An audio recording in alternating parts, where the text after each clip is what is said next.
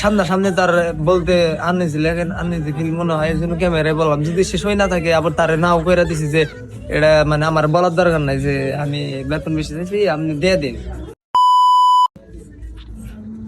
কি বলে? আমাকে কিছু বলার দরকার নাই স্যার, আপনি শুধু আমাকে দিয়ে দিবেন। কারণ আমার মনে হয় সামনাসামনি স্যার বলতে আনইজি ফিল মনে হয় স্যার। একটু যদি দেখে থাকেন স্যার, ক্যামেরা লাগে দে বিষয়টা স্যার দেখেন প্লিজ। কি করলে আমার কও, আমারে কও আমি তো কোন রে ভাই? আরে ভাই সালামি চাইলে না আমি নয় কিন্তু সালামি দিন না।